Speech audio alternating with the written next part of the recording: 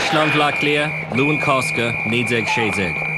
Nís luhé sa lo bhí ionsaí dianta ag buinbeg gra aram cahar na héireann Iarthí an Chuisleán, agus bevegnar Airilo Shelva Hogal, chrílá Rémas na Bretainine in Éireann, ag geangi chéad Cashmartí, Airí amach na Cosca. Well, Bart có Kellige, an áíre bhín Airí amach néadí na séideach. Drambeag, có Kelgóirí, leistig de glúiseach na bhíníní nó an IRB, a dhéanaan planáil. Agus fiúháin ard chuir an IRB ní raibh siad ar an eolas faoi. Ag an nóméid dearnach thugad isteach James Connolly ag tús na bliana néadige sé déag. Tháinig an tairí amach an éire dua ar orsaí na Bretainine agus ar ormhór go bhainte na príomhcathrach. Bhí iontas freisin ar chudmhaid dobsú de bhís na hóglaí san aram cathrach agus a gcumann na man, mar gur an na gníomhaíochtaí bhí beartaithe cur ar ceall ag Eoin MacNeill i bhógra a d'fhoilse sé sa Sunday Independent. A chairiche thucra an IRB rúnda dulchan ceanarcha agus bailíú buinbeg ar bheg an aram agus tréála chun tuairt bhí aram impir in na Bretainine, aram a bhí sáite sa chug mhór.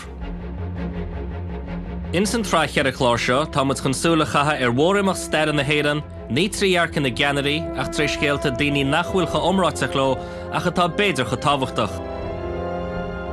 Daoine ar nós Francis Sheehy Skeffington, idir seoir gníomhí polítíochta, feminach agus feachtasóir san cheart a bhótáil na mrá ach níos mú na aon rud eile, séchánaí.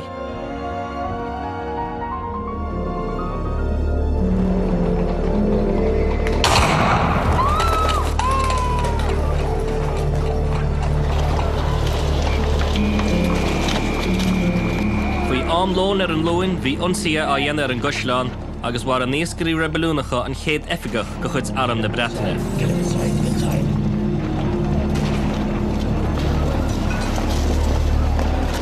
Duine amháin na chunig an saidar ar lár about Francis Sheehy Skeffington.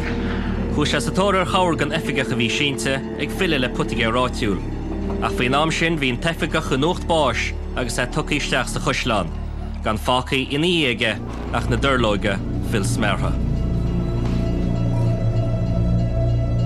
Fear óga bathe ar dúis ní raibh an dá scóraige. Fear tasaí, fear mór cúise. Feachtasóir mar a deartha a bhí go síorí seasta ag dul ag cruinethe, a dul ag agóidíocht, fáilsiú litreacha, scríomh pamphléide agus mar sin de. Buiriste bheith déanana fonóide faoi, mar gur fear d'éiríoch anna chorathe faoi rudaí. Ach bhí sé seasamhach ina chuid principal. Bhí sé go láidir ar san cóceart na mán, go meach na mná cóceart leis na fíring ach réimse. He took his wife's name and made it part of his name, which would have been unusual in his day. But in terms of his personality, I don't think I would be competent to assess his personality, but he seems to have been a very gentle, very intelligent, intellectual man. And one of the things I found really interesting was that when Hannah Sheehy and the Irish Women's Franchise League, they founded their own newspaper in 1911, it was two men were the editors and Francis was one of them. And he produced a really good, well-written paper. Rugadh Francis Skeffington a gundan chábháin in 1868 ag fáil cudzmha éidechais an na bhaintir, cigad a scoile a bheith aithir. Drastal sé ar choláis na hOllscoile Bhla Clia, áit a chuir sé Anna ar James Joyce, Tom Kettle agus daoine litre eile. Hit sé an rá le inín in teachta Parliament David Sheehy, Hannah. Shráidir Bert na dúchaí anam na céanna agus fósadar in 1963 ag ghlachas linte i chéile, rud Harbheith neamh chuitianta ag an am. Dag Francis a fust, mar chláirithóir le UCD, chun díú ar a chud scríbhneoireacht agus gníomhaíocht folitiúil. Agus in 1968 bhí dlúháint ag Hannah agus é héin le bunú an Irish Women's Franchise League. Bhí 1970 bhí Macóg Owen a bhí 7 bliain na Gaoisseachab agus ag an am bhí Hannah ag feimú mar bhean ionid. Nuair a bhainne James Connolly aram cathrach na héireann, bhí Sheehy Skeffington in na leasúachtarán. Ach dag sé, nuair a agriú an aram mar orsa mílete a bhí báil don Oregon na úsáid chun saoirse a bhaint amach. Bhí sé go láidir in naí an Oregon ar chúis nuair chuntar ar be. Bheit sé go bhéteach an tíocháin gach feiberéiteach ga bléfaí rud agus ameach daoine feideach agus mar sin de. Ní raibh le Francis aon rud a ólam faoi phlean rúnda an IRB le éirí amach ag gríosa go dtí Luan Cosca. Rinne sé bhealach sé sa chathir agus héistó an teifigach sasnacha ag cail sínsa in ar go Chuisleán Bhla Clia, bhí sé scanrithe, nuair a chunig sé muinte na carach ag creacha siopaí agus gnóna in ar de ardefig go fuist. At the time at which the Easter Rising took place, it had very little support. The the section of the Republicans who took part in the Easter Rising were a minority of a minority. And of these Republicans or separatists within the Irish Volunteers, it was probably only a minority who felt the Easter Rising was a good idea. So you have other figures like Owen MacNeill and Bulmer Hobson who agree with the use of violence to win Irish freedom, but say if there's no point, if there's no military prospect of victory, it doesn't make sense to have a rising. Bhí sé na chéar thuail fráideanna na príomhcharrach.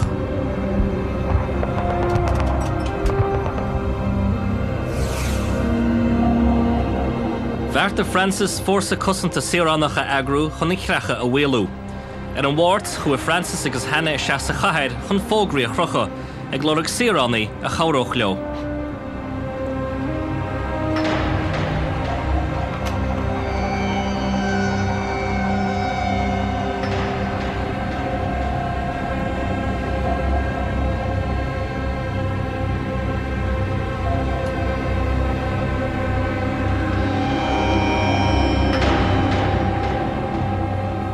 I think probably both factions were mistaken in thinking that militarily there was any chance of success, but from a revolutionary point of view, it did make sense that a rising should take place during the Great War. It was only during the Great War that the rebels would have the possibility of an ally to support them, and the thinking was even if the rebels were defeated, which many of them accepted was quite likely, at least following the end of the Great War, if the Germans won, which many of the rebels believed they would be in a strong position in any kind of post-war new political order.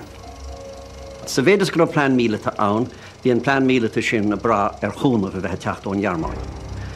Má bhí dearmh leis an plán míleata darí ar pír a diime sin láiteach nuair a hep ar an ád na haidim thuirtaí dír, agus sa deire hir hail an tairi amach mar a hála sé, ní étaí rá in áíre gur a seans míleata ag an éirí amach faoin na chúnsí inar cuireadh chun siúil, maidin luancásacha néidir séideach. Although the event is a military failure, because it has to be the longer-term political success, it becomes quite difficult to criticise the thinking of the 1916 leaders. In néidir séideach ar nó, Lís Sheehy Skeffington ag timppel ag geirí an leiteméireacht agus ag creacha ar siúpaí agus le héad a bhí ar bon a stoppa. Ag geirí béasachar na dóine mar a dear agus aráile gon iad héana an áidú. Deire le Francis rion saoránaí sagart in na measc a bhailú le chéile chun creacha a bhfuilú. Thart ar a 8 chlog thosa Francis Sheehy Skeffington ag siúla bhaile go raibh muoinis. Bhí buin saidúirí a cosans Droichead Portobello, agus nuair a thula sí daoine a gléachamach enim agus a spocha as Francis gáhadara. Tunla cú chuig Barraigh Portobello in sinne, 350 slát, sí sa bóthir. Bhí seilbh glachaíag na rebelúnia ar chuds go urgansaí na carrach ina measc Gáirdeifig a Phoist, Coláiste Ríoga na Manlia agus Mundachan Brisky Jacobs. Bhí an áisnéis bhí ar fáil ga an na Breataine na Scapia. Bhí ibhreacha go saidúirim lachlí ísio go má agus bhí na Barraigh míleata lag chosanta. I gceannas ar Barraigh Portobello a rangnú bhí an teifigach sínseireach an muir Sir Francis Fletcher Vane. Chu sé héin agus mehel teiscéalaíochta suas túrclog ra muoinis áit le raibh lán is ró lár na carrach a chathir rúchas héin.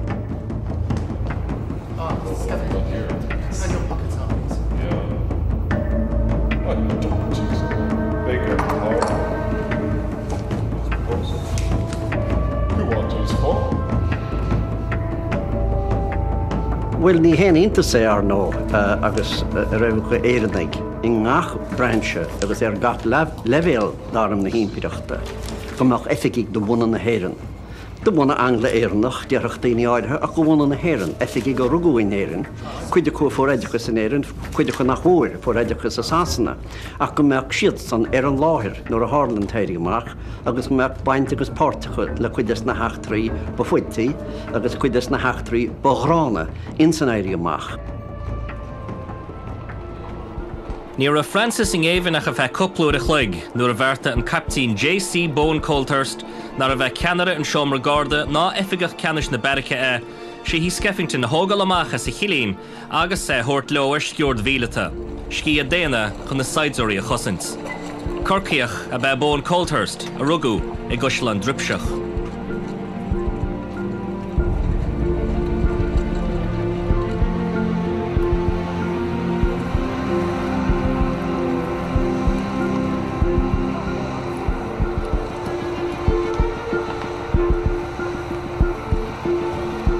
Tí bhí mug an bheric bhuthar ramoinis, tháinig buin bón Colthurst bhirt ógánach a bhí ar meach bhile héise bheith in món ornaithe san aglas áitiúil.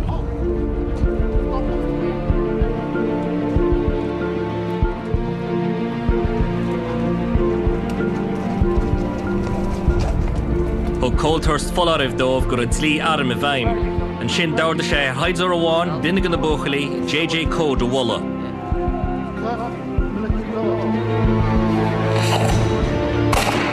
Sin, war a Colthurst gan neamhfhrócarach eile na ghonán. Dair leis an móchail eile Lawrence Byrne éalú.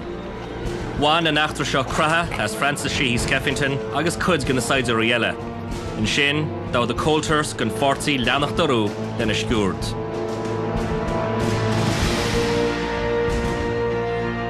Thug Colthurst a bhain in sin chofada le siúpa de bací cheala ar Kelly's Corner.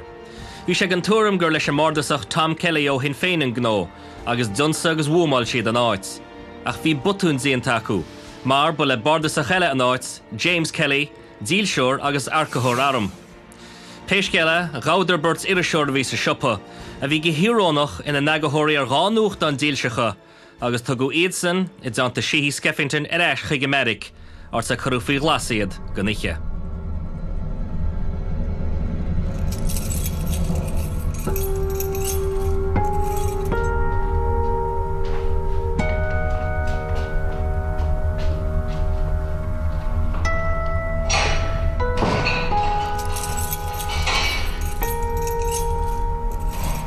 Tháinig an réabhlóid in éireadua ar an Mreatain a bhí gafa leis a go go mhór. Mar chomhtharlú bhí trúpaí éireannacha dá gcuid ar scort an cháisc, agus teistilí arm bheith fógraithe chu oláin acu i mbun dúlgas sa Americ ba ghuireadóibh. Duine acu seo a ben Lieutenant Ógas Black Clia, Monk Gibbon.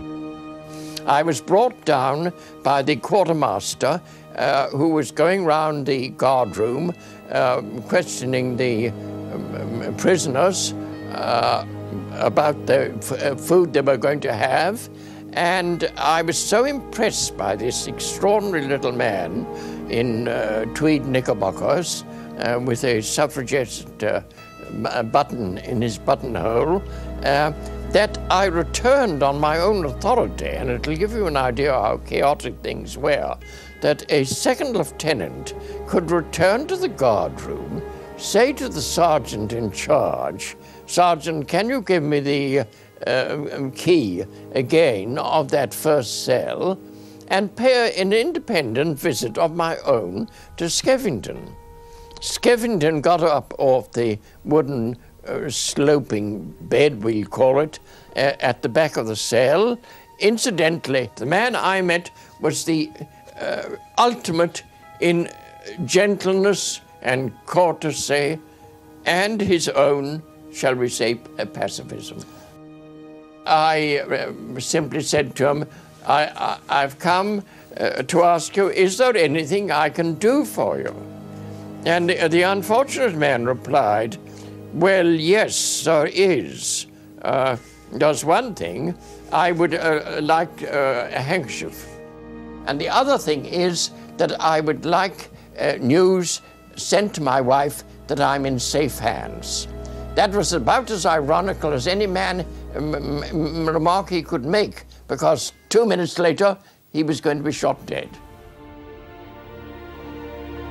Go gairid héis de Monk Gibbon Lauwerts le Francis Sheehy Skeffington, daur de bón Colthurst godóg fi an tró prísanach as a gilíní. An atsa vi an garda ag bailú an trór chun iad a thuirtamach sa chlós, nu a bón Colthurst go ré chúiseach leis an Lieutenant Óg Dobbin, gur seach an na prísaní a scuile, mar in na húrim gur be sin an rud a bhí ceart is cód.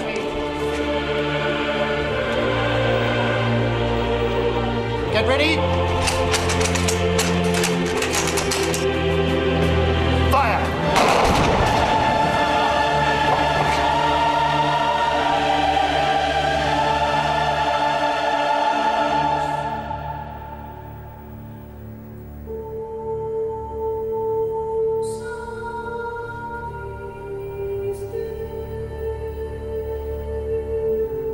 Chu Colthurst an sin gotí adúnach na Barice agus dúirt sé leis go ráirda sé curchan báis na brísaníthe mar go raibh imníar go dtí siareacht éalú nó go nach forsa armáilte iad úscailt.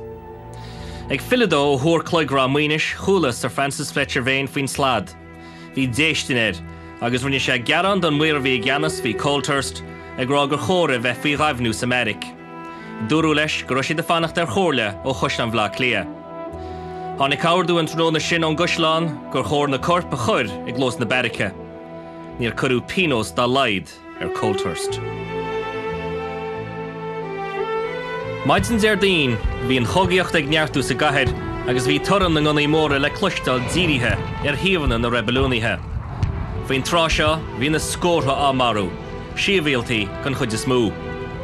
Níor a tás ná túris gur Francis agus bhí hena inis cráite ag amúirt. At the time, of course, the murder of Francis Sheehy Skeffington was hardly noticed because there was such chaos in the streets of Dublin. It wasn't until towards the end of the week that Sheehy Skeffington's wife, Hannah Sheehy Skeffington, found out about the murder and went to the barracks to inquire about it. And she was not given very much information, and it was only sort of towards the end of Easter week that news began to get out of the killing of Sheehy Skeffington and also of a number of other figures by Captain Bowen Colthurst.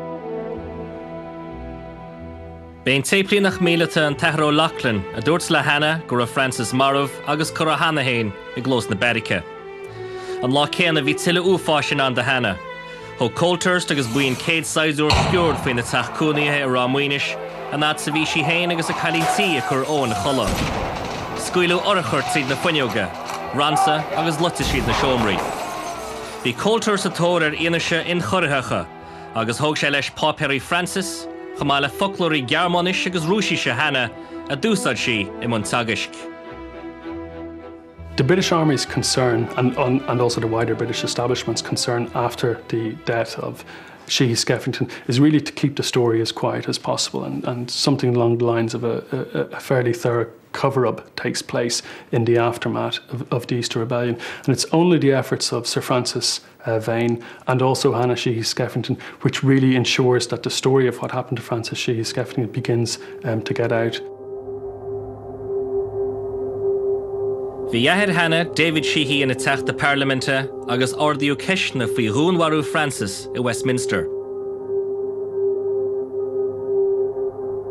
Bhí farag ar Sir Francis Fletcher Vane teisnar chúise údaráis bhla clia Bowen Colthurst teasach de chuireanna agus scurú Vane ón airm fiú an dhé seo. Ní amháin gur thug sé cuairt ar Hannah a chuaigh sé go fada les rád Downing áit ar nochtaise an írinne faoin uafáis. Thank you, mate. I do appreciate it. Daur de London, gáháil Bowen Colthurst agus a shriala ag airm chuairt. My son is not aware of the news yet. I'm sorry. I've chosen. Ní mór cuioine ar ceachó chasta agus a bhí rudaí nuair a Harlan tairí amach am cháis gnéide go sé taíag. Éon arm atá faoi bhrú agus gur cogad mór, cogad damdar bunaige. Fiús a látáine bhain. Bíonn 4 leisce go deo ar cheannarí an airim na heifigigh san arm sin, nó na saidúraí a bhíleanú.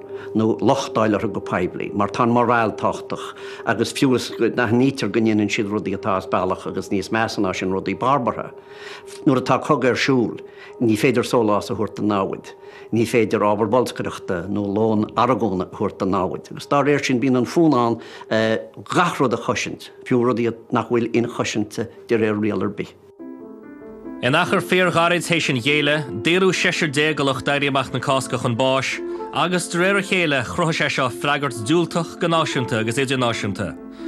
Béidir go chuir sé seo le tel rialtas na Breataine, Bowen Colthurst de thuirt os cóir tríala arm chuirte.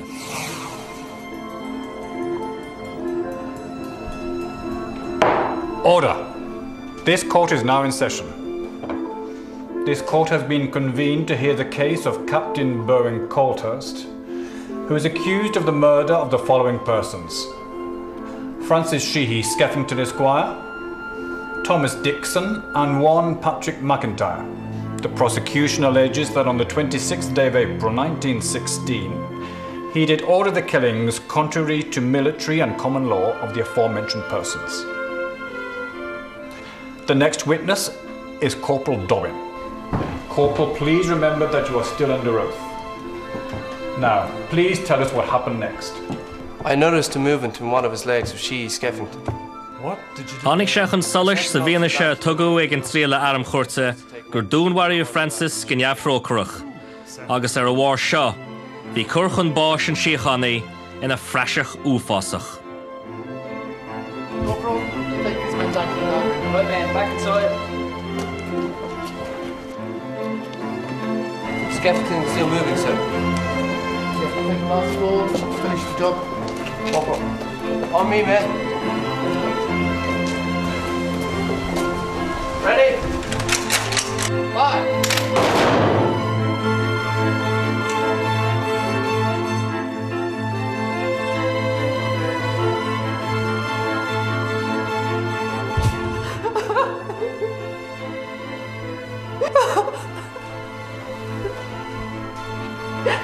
No! I'll have to be taken out of here by force. Ag an tríal, níor glío ar ine he hábhachtacha, agus níor plé an na héireachtaí a dárnú, cuireanna Bone Colthurst a chur bhálach. The evidence seems to suggest fairly strongly that Bone Colthurst was insane, or at least had, like many other people during Easter week, just cracked under the enormous pressure. So when you look at all this, it does seem like the actions of a deranged man.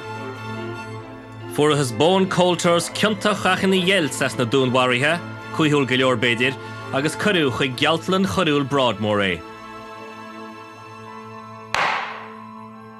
Ach bhí hena dingháilte na héireachtaí an írinne faoi dhúnmharú neamhrócharach Francis a nochta, agus chuir sí feachtas féchúir ar bon ag impi go munam faoi fistrachan Paiblí.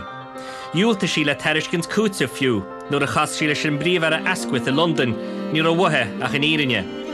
I mí lúnasa, curú comisiún riag a fistrachan ar bon, agus bhí a dúris feilsíthe faoin bhíd ar gceann.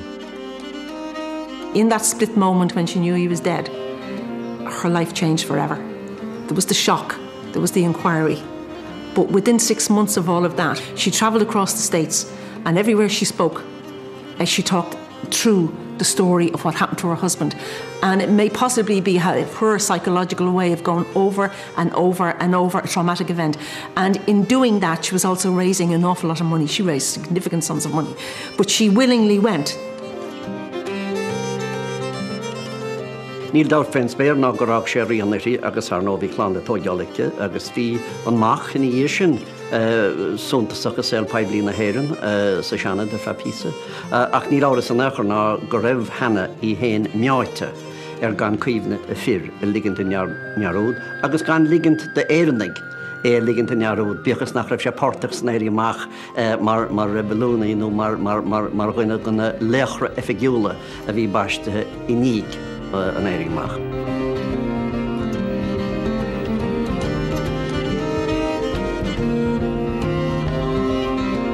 For a lot of people within the British military establishment, the shooting of Sheehy Skeffington was just seen as something that was inconvenient, and there was very little concern as to whether he was innocent or not, but really just a concern that this shouldn't cast the British military in a poor light. So I think in certain respects Fane is probably exceptional in terms of his actions following the shooting of Sheehy Skeffington.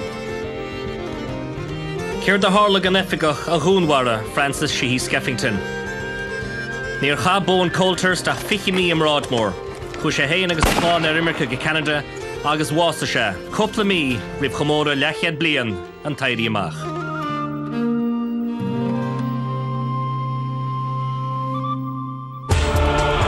Next episode, a precious family heirloom unlocks the story of the first British officer killed in the Easter Rising.